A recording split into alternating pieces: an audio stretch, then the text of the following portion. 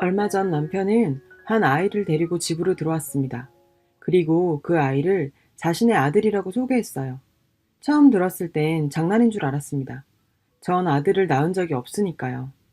잠시 일이 있어 친구 아들을 데리고 온 줄 알았습니다. 장난치지 말고 누군데 물어도 대답 없던 신랑. 이야기 좀 하자 합니다.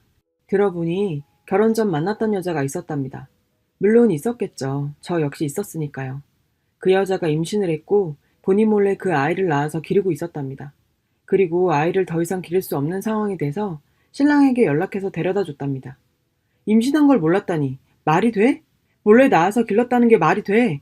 알면서 날 속이고 결혼한 거 아니야? 했더니 절대 아니랍니다.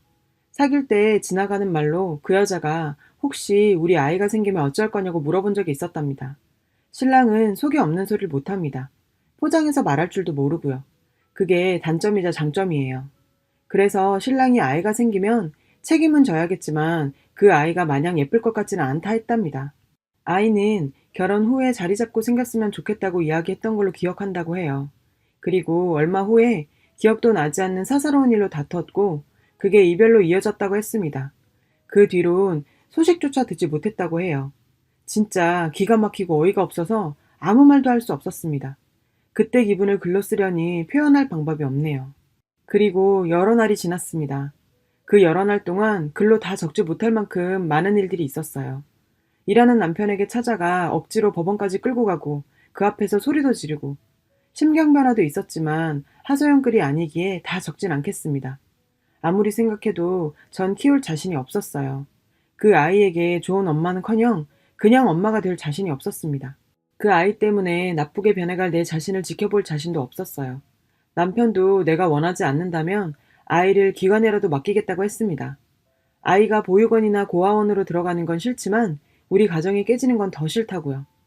남편과 살다가 바람핀 일이거나 알면서 방관한 것이 아니기에 아이만 없다면 그냥 묻어두고 살 수 있을 것만 같아 난 못 키우겠다 했어요. 참 모진 마음이었죠. 그래도 사람이라 시설에 보내기로 마음먹은 날 그 아이가 불쌍해서 아이에게 맛있는 음식 좀 해주자 싶어 집으로 들어갔습니다. 그동안 친정에서 생활했거든요. 처음으로 자세히 본 얼굴. 신랑과 똑 닮아 있었습니다. 우리 딸도 신랑하고 판박인데 이 집 유전자가 참 강한가 보다 생각이 들더군요. 가만히 내려다보는 저에게 그 아이가 말했습니다. 미안합니다. 아이가 왜 미안한 건지, 이 아이는 무엇이 미안한 건지, 네가 왜 미안하냐고 했더니 아줌마를 힘들게 해서 미안하다고 합니다. 그리고 태어나지 말았어야 했답니다. 이 아이 몇 살이냐고요? 7살입니다. 그리고 고개를 숙이고 우는 아이를 보니 도저히 시설에 보낼 수가 없었어요. 이 아이를 보내면 평생을 죄인으로 살아야 할 것만 같았고요. 내 마음 편하기 위해서라도 보낼 수가 없었습니다. 물론 아이의 한마디에 마음이 바뀐 건 아니었을 겁니다. 결국은 이렇게 되었을 일인데 저 말이 마음을 세게 흔들었을 뿐이었을 거예요. 멍하니 앉아 마음을 추스려도 하루에 12번도 더 바뀌고 다짐했다가도 무너지고 했으니까요. 키우기로 결심하고 그날 저녁 신랑에게 말했습니다. 내가 키울게. 단 조건이 있어. 난 내 것이 아닌 것과 내 사람이 아닌 사람들에게 살갑지 못한 건 잘 알고 있지. 이 아이는 오늘부터 내 아들이어야 해. 그래야 내가 키울 수 있어. 나 역시 내 마음과 많은 싸움을 하겠지만 당신이 도와준다면 그리 오래 걸리지 않을 거야. 그러니까 훈육에 있어서 상관하지 말아줘. 내가 만약 이 아이를 훈육하지 않고 키운다면 그건 이 아이에게 정이 없어서일 거야. 말 그대로 방관하며 키우는 거지. 훈육하며 화도 내며 잔소리를 한다는 건 내 아이이기 때문인 거야. 새엄마라서 그러니 어쩌니 하는 이야기는 하지 말아줘. 당신한테 그런 소리 들으면 한순간에 무너질 것 같아. 라고요. 그리고 같이 지낸 지 일주일째입니다. 우려와는 달리 아이에게 정이 가요. 아직은 애 아이 같지 않지만 심성도 착하고 말도 잘 듣는 편이고요. 어제는 아이 방을 대충 정리해줬어요. 사실 딸아이가 좀 크면 주려고 했던 방이라 벽지를 분홍색으로 발라놨거든요. 벽지 마음에 안 들면 새로 발라준다고 했더니 괜찮다고 하네요. 당장에 이것저것 살 여유는 없어서 침대랑 책상만 놔주고 옷장이랑 책꽂이는 설 지나고 들여놓기로 했습니다. 내 손으로 아이 방을 치워주고 나니 더 큰 책임감 같은 게 생기는 것 같습니다. 딱히 책임감이라 하기도 못하고 뭐라 설명드려야 할지 모르겠네요. 사실 아직은 완전히 자신 있진 않습니다. 내 자식 키우면서도 힘들어 울기도 하는데 나쁜 마음들이 불쑥불쑥 찾아오기도 하겠죠. 하지만 키우던 아이 내다 버릴 정도로 못된 사람은 아니니 최소한 고아원에서 자라는 것보다 나을 거라고는 약속할 수 있겠네요. 생각보다 상처가 많은 아이더라고요.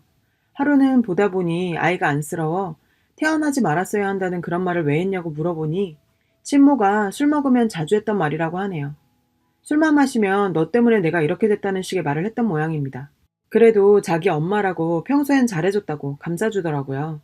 뭐라고 해야 할지 몰라서 그냥 안아만 줬는데 지금 생각하면 멋진 말을 해줄 걸 그랬어요.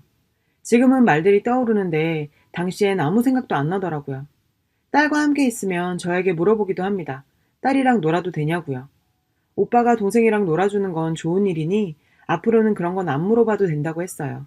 식탁이 2인용이라 좁아서 밥상을 씁니다. 무릎을 꿇고 밥을 먹고 딸아이의 장난감은 만지지도 못하고 등등 어려운 일이 많네요. 주말엔 나가서 아이 장난감을 하나 사줄 생각입니다. 소심한 게 눈에 보이지만 그건 아이 역시 제가 아직은 어려워서일 거예요. 우리 딸이 29개월인데 요즘 책 읽어달라고 매일 조르는데 아들이 이 일을 대신해 주네요. 아직 칙양자로 입양하진 않았습니다. 아이의 의견이 가장 중요하다고 생각이 되더라고요. 하지만 지금 아이에게 선택하라고 한다면 그건 아이에게 선택권을 주는 게 아니라 오히려 아이를 내모는 것 같아서 우리랑 좀 더 지내보고 결정할 수 있게 하자고 했어요. 아이의 이름을 민준이라는 가명으로 쓸게요. 사실 우리 신랑은 표현에 참 인색한 사람입니다. 쑥스러워할 수도 있고 성격일 수도 있는데 마음이 어찌됐던 상대방을 참 서운하게 만드는 묘한 스킬이 있죠. 그나마 우리 딸에게는 많이 표현을 합니다. 우리 딸은 송이라는 예명을 쓸게요. 퇴근하고 나서도 항상 송이만 안아주더라고요. 민준이는 머리만 쓰다듬고 눈도 안 마주치고.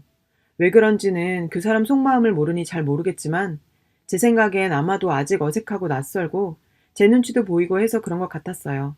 그래서 같이 안아주라고 했습니다. 이유야 굳이 설명하지 않아도 알겠죠. 요즘 집안 분위기상 제 말이 곧 법이기 때문에 왜 라는 토 한 번 달지 못한다고 남편이 그러더라고요. 그 뒤로 퇴근하고 두 아이를 안아주면서도 송이는 번쩍 들어 뽀뽀까지 하면서 민준이는 안고 금방 내려놓는 서로에게 적응 기간이 필요한 거겠죠. 그래서 주말에 일부러 목욕탕도 같이 보내고 장난감도 사러 가고 명절에 입을 새 옷도 사고 하면서 지금은 많이 친해졌습니다. 그리고 머릿속이 아직 정리도 채 안 됐는데 명절이 찾아왔어요. 저희 시부모님은 조금 독특하신 분들이십니다. 어머님은 아들 사랑이 너무 지극하시고 아버님은 세상이 당신 위주로 돌아가야 직성이 풀리는 타입이세요. 그러다 보니 며느리인 저희 입장에선 조금 피곤하기도 합니다. 전 결혼하고 아직까지 단 한 번도 명절 당일날 친정에 가본 적이 없어요. 이유는 어머님께서 저녁까지 저를 붙잡아 두시기 때문이죠. 이유도 가지가지입니다. 조금 있으면 고모님들 오시니 보고 가거라. 고모님들 오시고 나면 바로 일어나면 되겠냐. 좀 앉아있다 가거라. 그러다 보면 저녁입니다. 차도 막히는데 저녁에 나서서 언제 갑니까? 그래서 다음날 갔다가 얼굴만 비추고 온 적도 있고 연휴가 짧을 땐 명절에 못 가고 주말에 휙 갔다가 온 적도 있었어요. 당신 아들이 차 막히는데 처갓집 간다고 고생할까봐 그러시는 것 같아요. 늘 그러시거든요. 우리 아들은 처갓집이 멀어서 고생이라고. 뭐 늘 그런 분이신데 더 말 안 할게요. 여튼 이번 명절엔 전날 전화가 오셔서 내일 음식하러 올 필요 없다고 하시네요. 원래는 명절 전날 음식하고 집으로 다시 와요. 시댁과 가깝거든요. 그리고 명절 당일날 아침 일찍 시댁으로 가고요. 근데 이번엔 아이가 둘이면 어디 움직이기도 힘들다고 하시며 내일 음식하러 오지 말고 당일날 오라고 하시더라고요. 결혼하고 처음에 명절에 신났네요. 참 씁쓸하기도 했어요. 진즉에 조금만 더 배려하시지 말이에요. 그래서 명절 당일날 아침에 갔습니다. 차례를 지내는데 어머님이 민준이도 저를 시키고 싶어서 자꾸 제 눈치를 보시더라고요. 절대 제 눈치를 안 보는 분이셨는데 자꾸 저러시니 마음이 좀 그랬어요. 그래서 제가 민준아 너도 차례 지내야지 그랬더니 어머님께서 이때다 싶으셨는지 그래 그래도 우리 집 장손인데 당연하지 하시더라고요. 뭐가 당연한 건지. 아들 손자라 그냥 너무 좋으신 것 같네요. 피는 역시 물보다 진한 것 같습니다. 갑자기 생긴 손자라도 이쁘신 모양이에요. 아버님은 아무 말씀 못하시고 저를 똑바로 바라보지도 못하셨어요. 집안에서 사랑을 독차지하던 송이는 위기감을 느꼈는지 안 부리던 애교를 부리며 할머니 할아버지 쟁탈전을 벌이더라고요. 어머님께서 차례 끝나자마자 친정으로 가라고 하셨어요. 아무리 그래도 설거지는 하고 간다고 했는데 어머님이 끝까지 지금 출발해야 너무 늦게 도착 안 한다며 등을 떠미시더라고요. 매번 이랬으면 참 좋겠다는 생각을 하고 시댁을 나와 친정으로 갔습니다. 사실 친정 부모님께서는 이번 명절에 오지 말라고 하셨어요. 보기 싫으시다고요. 그래도 갈 거야, 갈 거야. 집에 딱 있어. 어디 나가고 그럼 나 삐질 거야. 그러고 갔어요. 우리 신랑이 문 안 열어주시면 어떡하지? 라며 걱정하는데 제가 비밀번호를 알고 있으니까요. 다행히 문은 열어주시더라고요. 시댁과는 참 다른 반응. 민준이에게 인사드려 송이 외할아버지 외할머니셔 라고 인사를 시켰는데 완전히 굳은 얼굴로 인사를 받으시는 우리 엄마 아빠. 안 그러셨으면 더 좋았을 테지만 이 또한 민준이와 제가 겪어야 할 과제이기에 아무 말 않고 넘어갔습니다. 그래도 다행히 나중엔 엄마 아빠도 받아들이셨어요. 엄마의 눈물에 저까지 눈물이 날 것 같았지만 참았습니다. 저까지 울면 진짜 부모님 가슴에 못 박는 것 같아서요. 그렇게 민준이와의 첫 명절을 보냈습니다. 그리고 민준이의 친모와 만났습니다. 제가 집으로 오라고 했어요. 밖에서 만나면 아무래도 이야기에 제약이 걸릴 것 같아서요. 민준이와 여러 가지 상황을 버티며 서로 적응하고 잘 살아가는데 혹여 나중에 이 아이 친모가 찾아온다면 애써서 정주고 키웠는데 말이에요. 그 친모가 찾아와 데리고 가버린다면 그래서 더 늦기 전에 친모를 만나기로 했습니다. 아이들 다 보내놓고 친모와 단둘이 마주 앉은 시간이 참 어색하게 짝이 없었어요. 그 여자분은 제 얼굴을 똑바로 쳐다보지도 못했어요. 왜 저를 못 보시나 했더니 잘 모르겠답니다. 이것저것 물어봤습니다. 아이를 혼자 낳을 결심을 하게 된 계기, 그리고 아이를 보내게 된 계기. 아이를 혼자 낳게 된 건 신랑의 기억이랑은 살짝 달랐어요. 신랑은 사귀면서 아이를 가졌다고 기억했는데 여자분은 헤어지고 나서 아이를 가졌던 걸 알게 됐다고 했습니다. 사귀면서 아이를 가지면 어찌할 거냐고 물어봤다던데 어찌 된 거냐 했더니 그 말 역시 헤어지고 나서였답니다. 여자분 말이 헤어지고 여자분이 조금 매달렸대요. 술 마시고 전화하고 그랬다네요. 그리고 몸이 이상해 임신 테스트를 하니 양성이 나왔고 말을 하려고 전화를 했는데 차마 못하고 돌려서 물어봤대요. 그랬더니 책임은 지겠지만 행복할 것 같진 않다고 대답했대요. 그러면서 너 혹시 임신했냐고 물어보는데 순간적으로 그런 건 아니라고 대답을 해버렸다네요.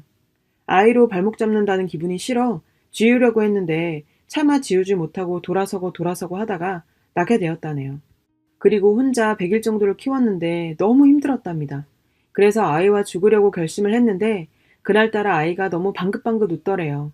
그 모습을 보니 죽으려는 마음이 한순간에 무너지고 열심히 살아야겠다는 생각이 들었답니다. 그리고 정말 열심히 살았대요. 칭전도 외면해서 정말 혼자서 죽을 힘으로 키웠대요. 미혼모는 영세민 아파트에 1순위를 신청할 수 있는데 그것도 보증금 500만 원이 필요하답니다. 그 500만 원을 대부업체에 빌리는 바람에 이자로만 한 달에 수십만 원이 나갔고요. 국가에서 지원해주는 돈으로 한 달을 살기엔 어림도 없어 돌도 안 된 아기를 어린이집 중일반에 맡기고 일을 했다네요. 그리고서 우울증이 왔었던 것 같다고 하더라고요. 아이가 밉고 아이 때문에 본인 인생이 이렇게 될 것만 같아 아이에게 몹쓸 말도 많이 했다고 하면서 펑펑 울더군요. 그리고 아이를 보육원에 넣고 본인 생을 마감하려고 했었대요. 그 생각이 드니까 아이에게 너무 미안해지더랍니다. 그래서 아빠를 찾았다네요. 아빠를 찾는 건 어렵지 않았는데 전화를 하기까지가 오래 걸렸다고 해요. 처음에 그 말을 들은 신랑은 믿을 수 없다고 친자 확인을 하자고 해서 그래서 친자 검사도 다 했대요. 그리고 이렇게 된 거고요. 여자분 말을 다 듣고 나니 왠지 모를 동정심도 생기고 안타깝다고 할까요? 그냥 그랬습니다. 독하고 모질게 이야기할 거라고 다짐했는데 생각했던 말들은 머릿속으로만 맴돌고 입 밖으로 나오질 않더군요. 그리고 제가 그랬습니다. 당신의 선택이 지금 몇 사람을 힘들게 하는지 알고 있어요? 나 역시 당신이 살아온 삶을 다 이해하지 못하는 것처럼 당신 역시 지금 내 심정을 절대 이해할 수 없을 거예요. 민준이 받아들이기 힘들었단 얘기는 길게 안 할게요. 해봐야 당신은 나를 이해할 수 없을 테니까. 앞으로 어떻게 할 건지 얘기해봐요. 아이랑 같이 살 여유가 된다면 아이를 데려갈 거예요? 라고 물었더니 아니랍니다. 욕심인 줄 알지만 아이에게 멀쩡한 가정에서 자라게 해주고 싶었답니다. 그래서 제가 내가 구박할지 어찌 알아요? 날 뭘 믿고 민준이를 맡겨요? 물으니 본인보다 나을 테니 걱정 안 한답니다. 혹시 새 삶을 시작하려는 건지 끝까지 묻고 싶더라고요. 말도 안 되는 소리 하지 말아요. 세상에 친모보다 나은 계모가 어디 있어요? 민준이 포기할 수 있어요? 물었어요. 민준이를 위해서 그럴 수 있답니다. 그래요. 민준이 의견이 제일 중요하죠. 민준이가 동의한다면 친양자 입양을 할 거고, 만약 민준이가 동의하지 않는다면 당신이 키워요. 그 혼날 일은 그때 가서 생각해 보자고요. 그동안은 민준이가 보고 싶어도 찾아오지도 말고 몰래 연락하지도 말아줘요. 만약 당신이 상식 밖의 행동을 한다면 나 역시 마찬가지일 거예요. 정 아이가 궁금하고 보고 싶다면 나한테 연락해요. 그럼 사진 몇 장쯤은 보내줄 수 있어요. 그렇게 얘기했어요. 수많은 일들을 글로 간추려 적으려니 표현이 안 되는 부분도 있고 전달이 안 되는 것 같네요. 대충 이렇게 되었습니다. 그 여자의 의견은 알았으니 법적인 절차도 차츰 알아보려고 합니다. 그리고 민준이는 처음보다 많이 나아졌어요. 유치원을 알아봤는데 지금은 자리가 없지만 다행히 입학은 할 수 있더라고요. 그래도 입학까지 텀이 좀 있길래 태권도 도장을 보냈어요. 아무래도 자신감이 없고 소극적이라 태권도 도장에 보내면 좀 나아질까 하는 생각에서였습니다. 지금도 다니고 있는데 유치원 보내도 도장은 계속 보내야 할 것 같아요. 딱히 뭔가 달라진 건 없는데 표정이 좀 밝아진 듯해 보이네요. 저번엔 저녁을 하다가 민준아 뭐 먹고 싶어? 계란찜? 계란말이? 계란후라이? 뭐 먹고 싶은 거 있음 말만 해 라고 했는데 대답을 안 하더라고요. 그래서 대답 안 하면 계란찜으로 결정하겠어 라고 했더니 조용하게 계란말이요 하는데 왜 그렇게 웃긴지. 전 이맘때 남자아이들이 뭘 좋아하는지 좋아하는 장난감이 뭔지 잘 몰라서 여기저기 귀 동냥을 하고 다니긴 한데 이것 말곤 특별히 민준이와의 관계에서 노력하는 건 없는 불량 아줌마입니다. 점점 나아지겠죠 뭐. 나도 민준이가 싫지 않으니 민준이도 저를 싫어하진 않겠죠. 서로 싫어하지만 않으면 관계 개선이야 시간에 해결해 줄 테니까요. 나갔다 들어오면 손발 씻는 게 습관이 안 되어 있어서 그걸로 잔소리를 좀 하긴 하는데 그 외에 잔소리 들을 일도 없는 아이네요. 그리고 주변 사람들이 주변 사람들의 반응을 걱정하더라고요. 애초부터 전 그런 걱정은 별로 안 했어요. 그래봤자 남의 일. 뭐 얼마나 관심 가지고 살겠어요. 남편과도 어차피 이혼 안 할 거 그냥 제 마음 편한 대로 생각하고 사는 게 낫겠죠. 보이는 대로 믿어버리기로 했네요. 굳이 캐고 파헤쳐서 제가 얻는 게 없잖아요. 처음엔 혼란스러웠고 분노했고 지금은 응원도 격려도 다 받고 싶은 마음에 글을 올립니다. 긴 글 읽어주셔서 감사합니다. 여러분, 사연 댓글에 응원과 현명한 조언 부탁드려요. 좋아요와 구독은 저에게 큰 힘이 됩니다. 오늘도 좋은 일 가득하세요.